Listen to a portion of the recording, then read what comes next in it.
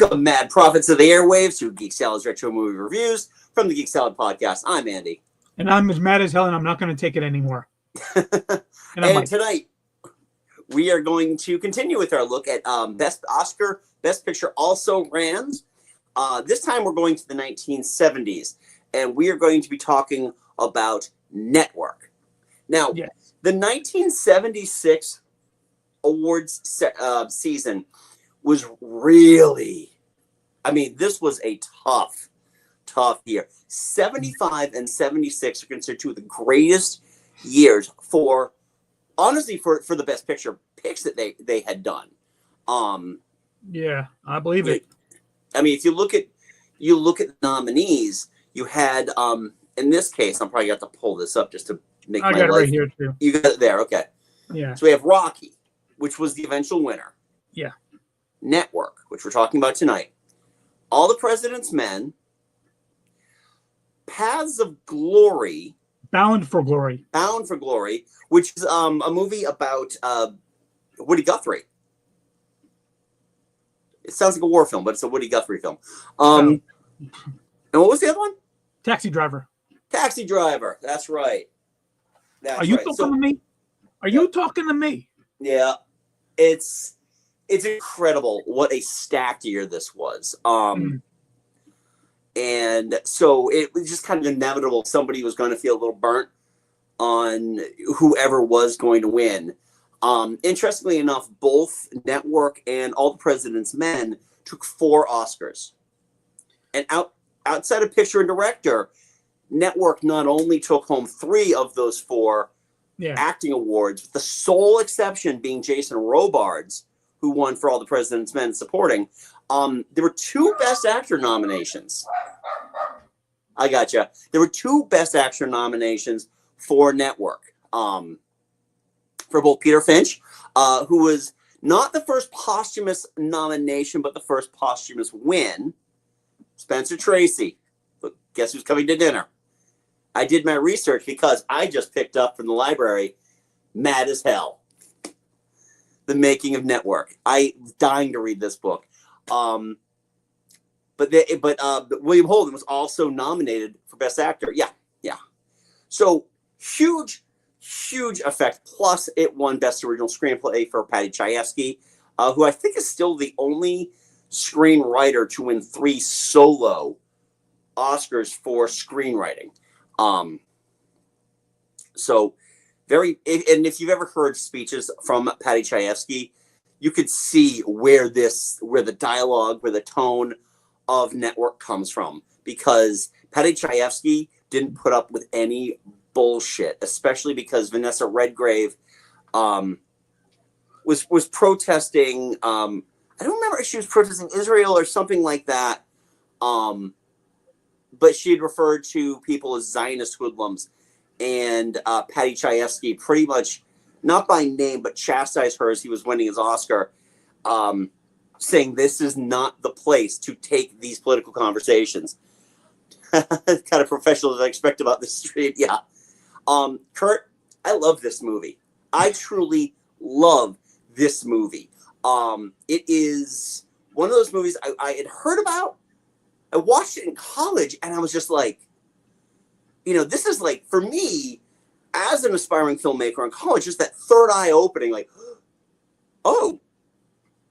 And also kind of having that vague memory in my early years of 70s news, like watching Walter Cronkite or Roger Mudd with my parents and feeling that.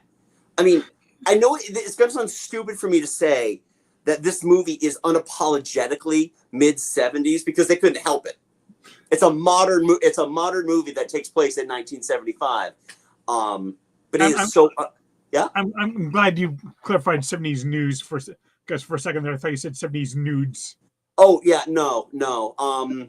Which you got very little of in this movie. Yeah. It's weird. When I pulled it up, it said rated R for language nudity and all that. I'm like, got a little bit of Faye Dunaway's side boob, but that's about it. Yeah, it's blinking and you miss it. Apparently she had a rider in there that after the movie was released that they couldn't broadcast that on television. And somebody did. Patty Hearst stand-in was Walter Cronkite's daughter. Yes, which is really cool.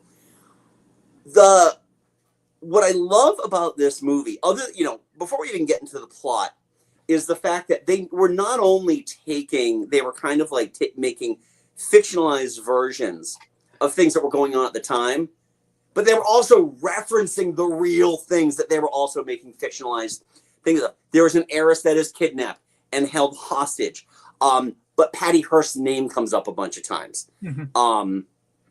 So there is a lot of that, which I really dug about this. They didn't need to make up a lot of news stories. They could just draw from the news of the time, because at a certain point, it deviates from the news, so Howard Beale could tell us whatever the voices inside his head were telling us. He's clearly mentally ill. Oh, very much so.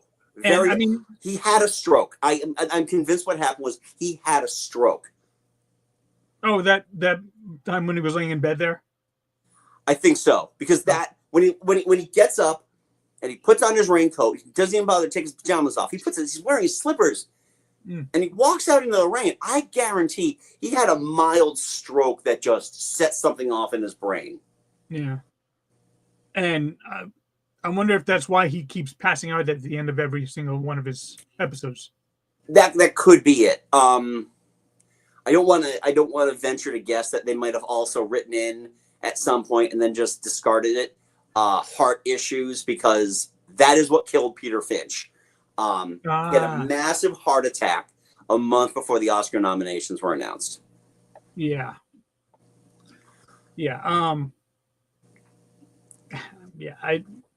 First time I saw this movie yesterday into today. I finished up the last 45 minutes today. I don't love it as much as you do. It is a very good movie that deals with kind of timeless themes, but it is very much a 70s movie. It does not really kind of expand beyond that. Whereas I think Rocky, maybe not as good of a initial movie it is, but it is way more timeless than this movie, I think. Well, I think that the themes of Rocky, of the underdog, of being able to kind of be a loser and still be given a chance in getting the girl, those themes are timeless. So I can totally understand that. But, and this isn't disputing you or anything like that. I totally get where you're coming from on that. First of all, I'm a sucker for 70s aesthetic in movies. Oh, I know you are. I wish Joker did it as well as they thought they did in their in their retro send-up Sims skin of Taxi Driver. I wish they had done it that well. But the thing is that if you were to take that timely theme, and use the same using the same kind of plot devices, but modernizing it for today's audience, the boxing stuff almost doesn't work. I mean, the themes itself work.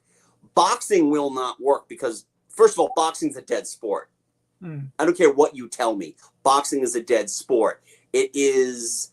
I don't think that you could have had the heavyweight champion of the world. First of all, do that. Wrestle this nobody on the 4th of July in a money match. It's all, it's the money has changed everything about the money and the celebrity have changed everything about boxing. Whereas with a few tweaks here and there, you might be able to get away with doing network. And another thing that kind of like threw me off about this movie was that it couldn't quite decide which tone it wanted to really stick with. There are moments when it's kind of like a black comedy satire. Yeah. But then it was like really hard with the satire, like all those scenes were like the Annunciation Liberation Army or whatever. Yeah. Oh God, that was great. When they're sitting in there, it's like, oh, this is funny, but it is way more funny than a lot of the other stuff in the rest of the movie. It's like suddenly they go into like kind of almost like a broad shtick comedy parody thing. Right. You are right. This is all I can say is that thank the Lord the news isn't sensational these days. I know, right? Yeah, I mean, people sell like backing up and promoting a clearly mentally ill person for their own power and gain. That doesn't happen at all. Unheard of in this day and age. We are way wiser and smarter than that now. Yeah. So here's the thing about the black comedy aspect of this, because you are right. This is a pitch black, no cream, no sugar comedy. It's a very cynical movie. It is, but I feel like it has to be, because its major statement is just how superficial the news is, and how the news is supposed to somehow make you feel better about stuff when things aren't that great. And then when you take those aspects like the Liberation Army, having contract disputes and wanting more of a cut on there. And then I love that bit where the woman was screaming at Faye Dunaway because her lead-ins ratings are sinking. Howard's show is sinking the ratings into her show. Yeah. And that is really, it's funny because they used to stand for something and now they don't, because now, just like everybody else, they're all about the mighty dollar.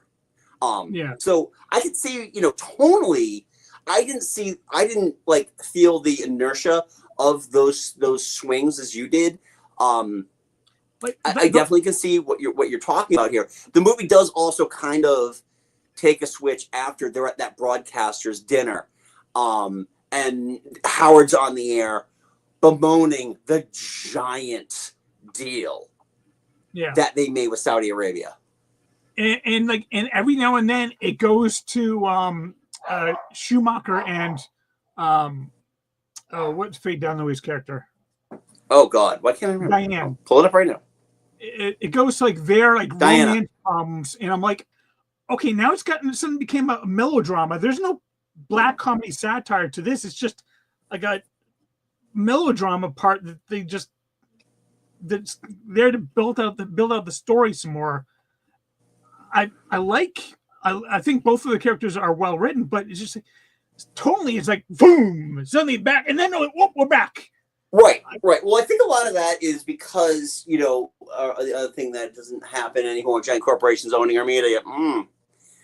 I think the thing between Max and Diana is that they are very much an oil and water combination. Yeah. But they're both brought into Howard's orbit. Well, Max is his best friend. Diana is brought into this orbit as he is losing his mind.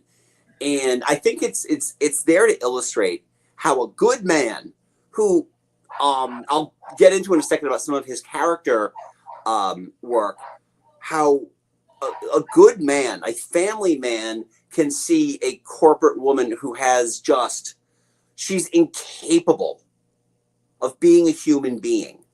Yeah, I mean the whole scene where they're at like a ski lodge or whatever, and she's just like constantly talking through the entire. He doesn't say a word for that entire scene. Nope. And not a word. Right. And here's the thing about that I love is that first of all they cast William Holden, who was a movie tough guy. He was in he's in all the dad movies, right? He's in Bridge on the River Kwai, for Christ's sake. Yeah. He is an absolute milquetoast in this movie. He is always waiting for what the woman says. Not that that's a bad thing, because he absolutely, even though he's cheating on her, he loves his wife. You can tell, especially towards the end, he has every intention of winning her back. Whereas with Diana, they're having sex and he's not getting a word in edgewise because she is chattering on about the ratings flow and all this, and then has her quick orgasm, and then that's done. And he's that was a quick one too. It was really, but she mentioned, I like that was a callback from their first date where she was told she had masculine tendencies in bed, that she is quick to climax and then just goes right to sleep. Very funny.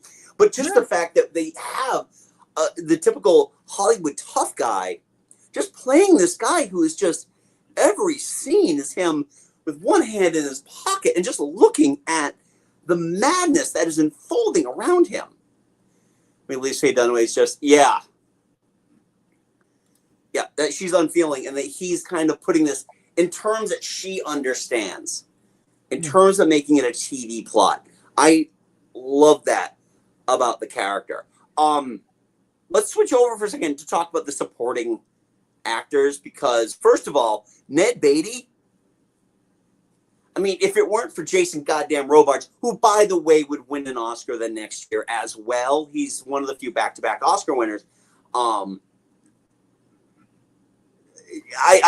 loved the 5 minutes that we got Ned Beatty in this movie, because it is the second most memorable thing about this movie, that you have meddled in forces. What is the line? You have meddled with crap. I just read it too. Yeah, I saw it like for the first time maybe 20 minutes ago. So yeah, but it's so surprising too, especially when you've seen some of Ned Beatty's other work. Yeah, I mean, he like leads him in, has him sit down, closes and then he's like lit up with that light, and then just starts going to like full hellfire brimstone thing. Brilliant filming, brilliant cinematography with that. And then you just have that like vague, like almost a reflected light on Beale. Yeah, and you see him; he's just like, because like, now he feels like he's feeling the reflected light off of Jensen, and he feels like he's hearing the face of God. And the beauty is that the Howard Beale money train ends because the head of the company tells him you have to tone it down. Yeah. Perfect. He destroyed what brought them to the game in the first place. And not only that, but he would not let them take him off. He didn't care how far they went down. He wanted him to keep saying what he was saying. Yes. Let's talk about Beatrice Straight too, because first of all, the big trivia piece there is that she has won an Oscar for the shortest amount of screen time in cinema history. Oh, okay. So here is the quote from Arthur Jensen. I just found it. "You have meddled with the primal forces of nature, Mr. Beale, and I won't have it. Is that clear? You think you've merely stopped a business deal? That's not the case. The Arabs have taken billions of dollars out of this country, and they must be put back. It is the ebb and flow, tidal gravity. It is ecological balance. You are an old man who thinks in terms of nations and people. There are no nations. There are no people. There are no Russians. There are no Arabs. There are no third worlds. There's no West. There's only one holistic system of systems, one vast, inhumane, interwoven, interacting, multivariate, multinational dominion of dollars, petrodollars, electrodollars, multi-dollars." I'll stop reading. It is just so powerful. Yeah. One thing when I saw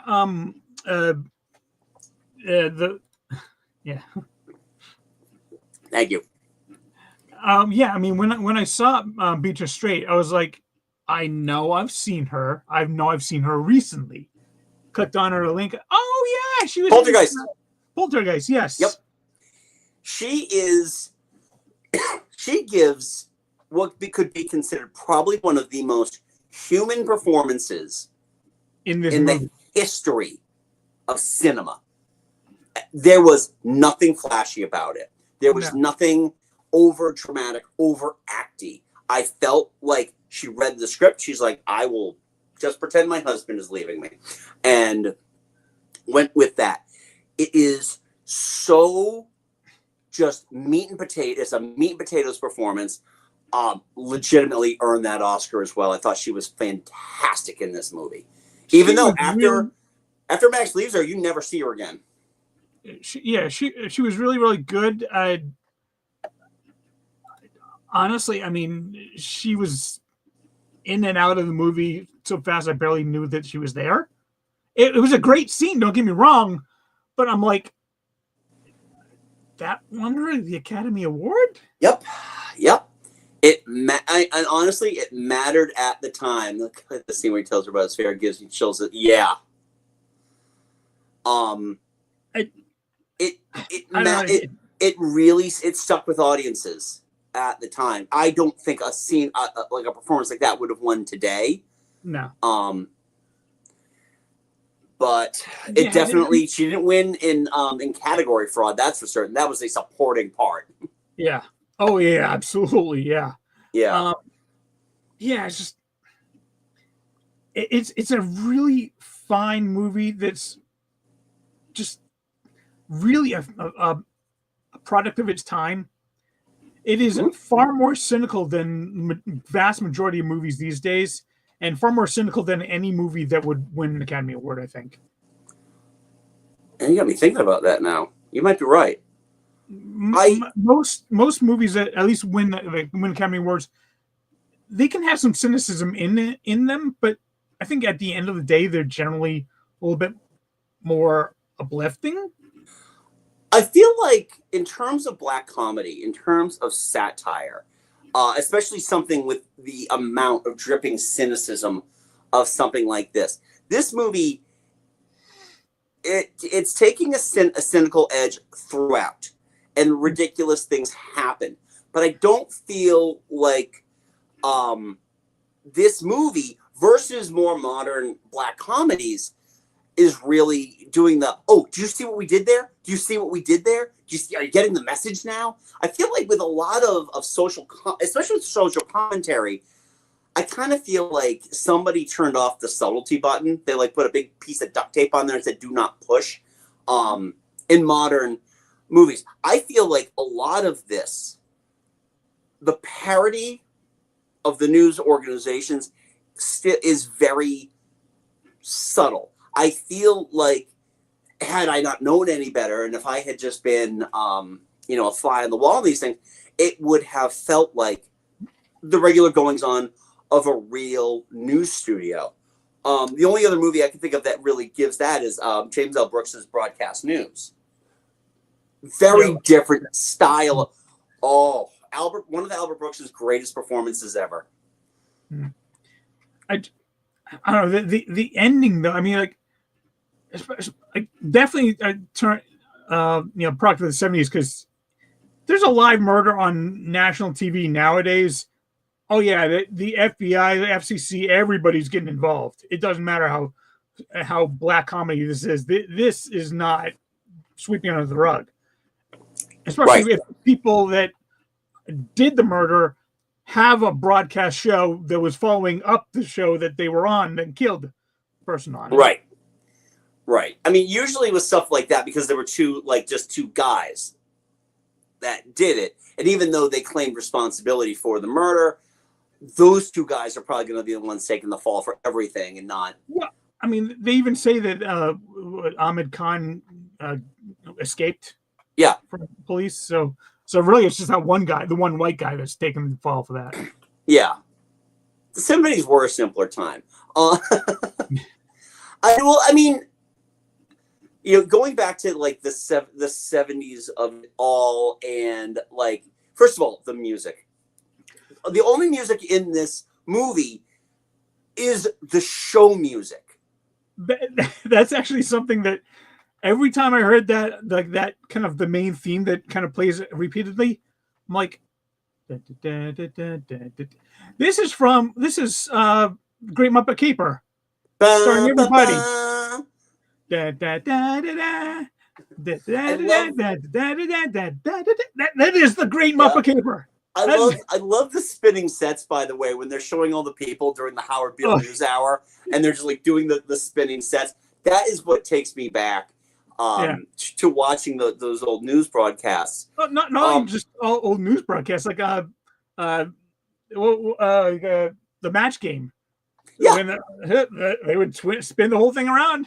Game shows would have had very similar. Game shows and variety shows would have had very similar production standards at that time.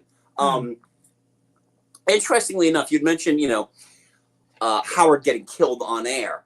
And there had been talk, even though Patty Chayefsky had kind of backed away from that talk, that Howard's initial threat of killing himself on the air was based on a newscaster, Christine Chubbuck, who had shot herself in the head on live television. Yeah, she was like super depressed, like struggling Yeah, with depression, and yet yeah, she killed herself on live TV. yeah. But Chefsky said, no, I've been writing this since the early 70s. It would have been, it's a coincidence, but um, we have to talk. We talked kind of about everybody else except for Peter Finch. Okay. This is really what I know him from. Yeah, I genuinely don't know from anything else. You know what? Just like William Holden, just that hard drinking, hard living actor. No surprise he died of a massive heart attack.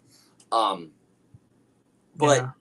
the change from like at the very beginning when he and Max are standing outside of a bar, they're going into the bar, they're just reminiscing, and he seems like a regular human being, and then he finds out he's getting fired. He goes into the newsroom after his first outburst, and he still kind of seems regular. He still kind of feels normal, even after they have him go in and do, just say what's on your mind. Yeah. Until the stroke. I think that, again, I'm sticking with that it was a stroke. But it's just the change in his character and the manicness of it, and the fact that when he talks, especially when he's pontificating during those news hours with the big stained glass window behind him, you cannot take your eyes off of him. When he's doing that initial, like, I'm as mad as hell, I'm not going to take it anymore. Yeah. It's like, I could swear I see like spit flying from his mouth. He was just like almost foaming at the mouth. One of the most recognizable scenes in movie history. Oh yeah. And it's so what's great. First of all, they did a take and a half of that because he was so exhausted. Sidney Lumet, the director, was like, "Take it easy." He could see a heart attack coming a mile away. But the whole thing, and the fact that it's done in his pajamas and a raincoat. Yeah. And he's just talking about, not only that he wants you to get mad, but why should you be mad about this? And what spawns, that he tells people to do that. And then you can hear it from outside the buildings of all these people who've opened up their windows and are screaming, "I'm mad as hell and I'm not going to take it anymore." Yeah. And even like Max, like, just kind of sticks it out. Is like listening around. Is like, he's got a very ambiguous look on his face there. It's like you can't tell if he's like concerned or if he's like amazed, or that's why I think William Holden is so good in this movie. He's excellent. I think he's excellent because he's playing against. What? Peter Finch was fantastic in this, but for me, the star of this movie was William Holden. Yeah, well, he definitely has the most screen time in the movie. Yeah. Right, but he's playing against type, which I love. Not playing against type, especially at this time in his career, is Robert Duvall. Yeah, yeah. Robert Duvall got to step up what you would eventually see in The Great Santini a few years later. Just wicked bureaucrat. Yeah. Oh yeah. And he doesn't care who he steps on to get to the top. But once he's at the top, he is scared as hell of someone else taking him down. Exactly, because he's seen what's happened. He knows how this game is played. There's a lot of like Godfather 2 Tom Hagen in that character. Yeah. But yeah, he's really good. But it's funny because, when you think about it, you look at all the posters, you look at all like everything. Robert Duvall is the fourth name on the he's an above credit name. But you almost have to remind yourself that he's there compared to just these powerhouse performances. Faye Dunaway's performance, William Holden's performance, Peter Finch's performance, Beatrice Straight, Ned Beatty, who don't even show up in the opening credits. Yeah, I mean, honestly, for like the first half of the movie, Robert Duvall was almost like a third-tier character. Yeah. It's really only after what was his name? The guy who dies of a heart attack. The former what? Yeah, hold on a second. I'll pull it up. Former head of the studio, basically. dies, and then he kind of takes up. That's when he becomes okay. Now he's kind of one of the antagonists of this movie. Yeah, I'm looking for the name right now. Of course, it's not going to come up here, right? Yeah, whatever. Edward George Ruddy. Yes, Ruddy. Yeah. Edward George Ruddy is dead. Yeah. And he was in a bunch of stuff. I didn't realize Sidney Lumet did this one. Yeah. The only other thing I really know him from is 12 Angry Men. Okay. He also directed the Wiz. Hey, what's going on? Yeah, I think he went on from this to do the Wiz. Oh. I mean, I've never actually seen. Some people seem to like it. Some people hate it. I don't know. The Wiz is the best way of putting this. The Wiz is an overcooked Hollywood musical. And there's a lot on the screen, but it all looks fake. Okay. Does that make sense? Much like a Wizard of Oz, so I'm cool with that. Okay. Yeah, I'm actually looking now before I really So no. Okay, so after Network, he did Equus the following year. Ah. And then he did The Wiz. And they did Songs Are Good. That's it. Yep. Hey, my high school did an all-white version of The Wiz, so I'm not joking.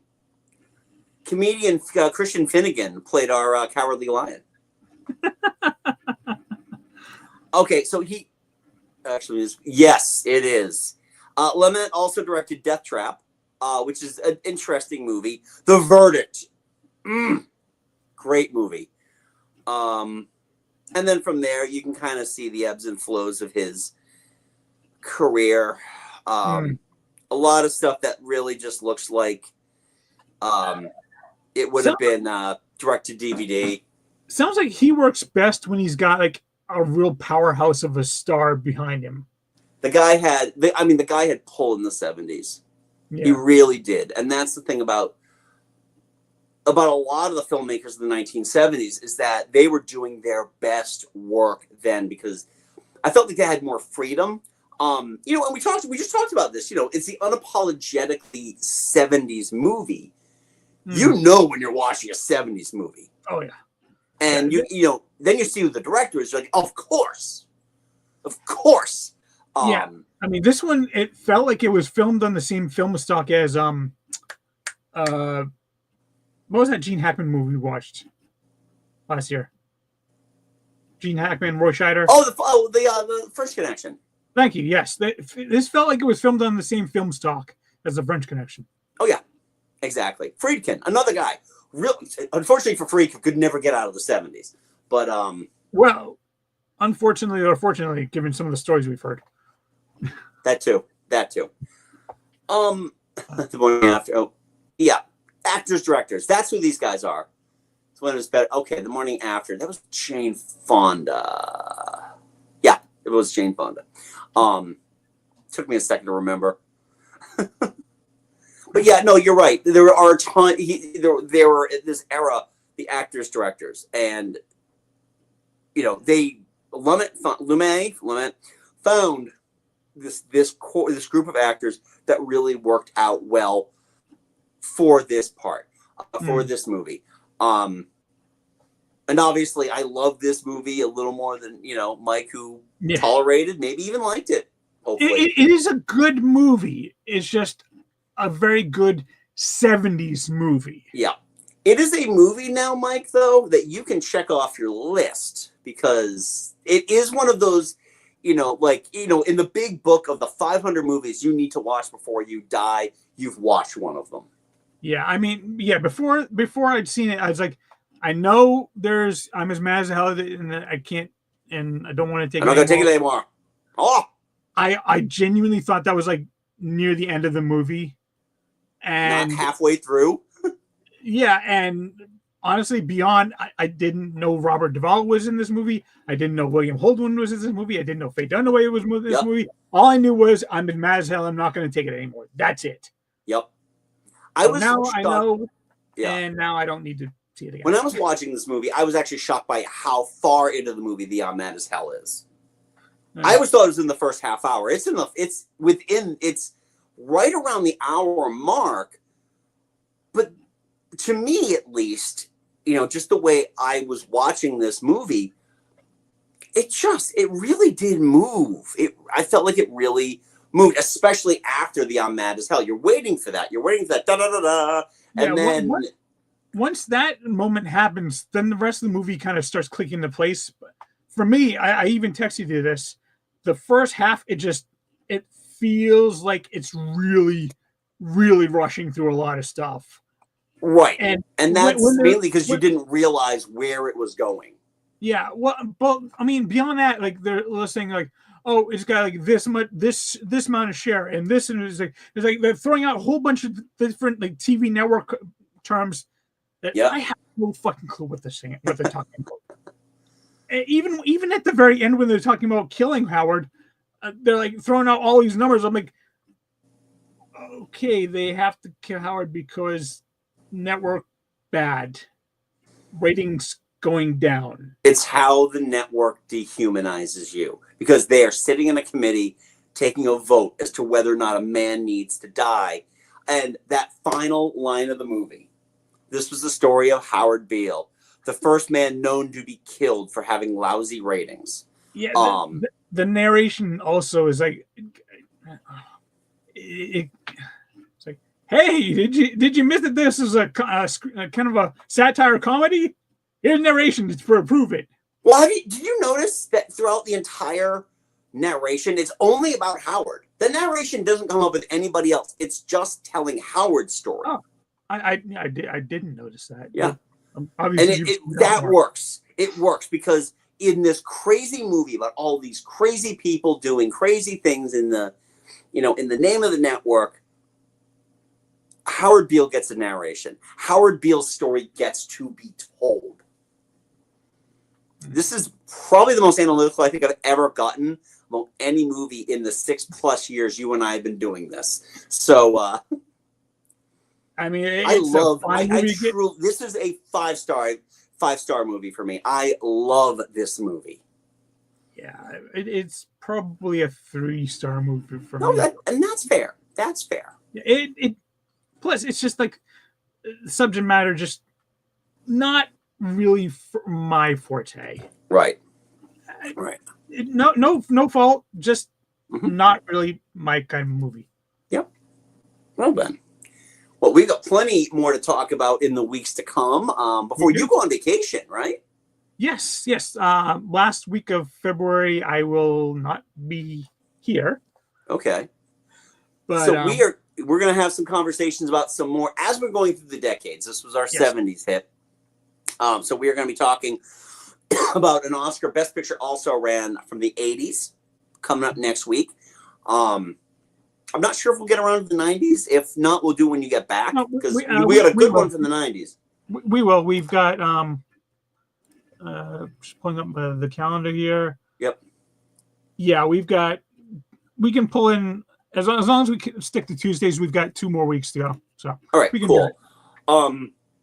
Yeah. And again, I just want to point out how I'm picking these also rans here, because obviously in the state of everything, there are 4 movies that lost Best Picture in the years that we're talking about. And what we're doing is we're either looking based on legacy and also the number of Oscars they won compared to the one that did take it.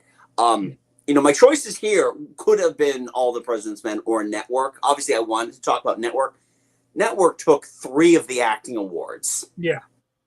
That's huge. And it won Best Original Screenplay. So...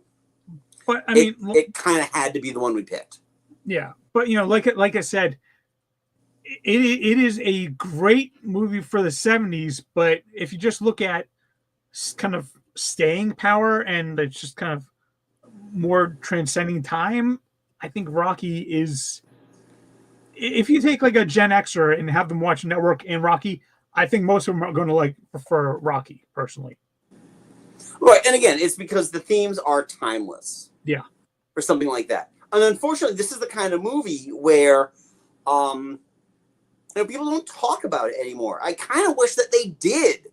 In this day and age, I really wish that they would talk about this movie because I feel like we need to understand this. We need honest brokers in our media, off the soapbox.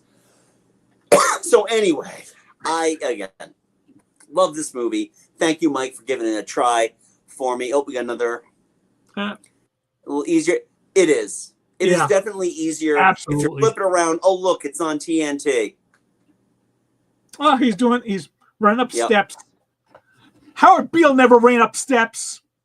Howard Beale would die if he ran up those steps. You know what happened to Peter Finch, right? Yeah. Jesus. So anyway, yeah. So we'll be back next week to delve into the awesome 80s with a Best Picture runner-up. So thank you, everybody who watched tonight. Hopefully you enjoyed it. I hope this inspired you to go find a copy of Network somewhere and watch it because, yes, exactly. Yeah. Oh, well. So anyway, thank you everybody for joining us tonight. Hopefully you checked out our episode last week where we had the great Kurt Smith on to talk about Citizen Kane. If not, go back, check that out. Welcome to the channel if you're brand new. Also, give this video a big thumbs up. Subscribe if you're not already doing that. We do this every week, as I just mentioned. And also, Mike and I host a little podcast called Geek Salad. You can check that out wherever you get your podcasts. We just released a new episode earlier this week about our obscure pop culture recommendations. So I'm excited to have those I was excited to have those conversations. I was actually playing a little bit of Immortals Phoenix Rising before I came down here. Nice. Infinitely frustrating, but that's just I'm terrible at video games. So you can check that out wherever you get your podcasts. Also, you can follow us on the socials. We are on Facebook at Geek Salad Podcast. And I'm keeping Facebook because most of my logins are on Facebook. Also, we are on Blue Sky at Geek Salad Radio, where you can get all your socials there. Technically still on Twitter, even though it's just being used for me not losing that domain at Geek Salad Radio. Please, though, join us for The Skies Are Blue because it's so much better. My wife just joined Blue Sky, and she's like, wait, there are no ads. And I'm like, you're damn straight there are no ads. No, I didn't realize you just joined that. I'm going to have to friend her. Yeah. If you go to my followings, you should find her somewhere. Yeah. Anyway, that's that for Network. Hopefully, you can find a copy of this. Leave a play comment below. Also, let us know what you thought about Network. But until next time, I'm Andy. I'm Mike. Go forth and be nerdful and open those windows and yell, I'm mad as hell, and I'm not going to take it anymore. I'll take it a little bit.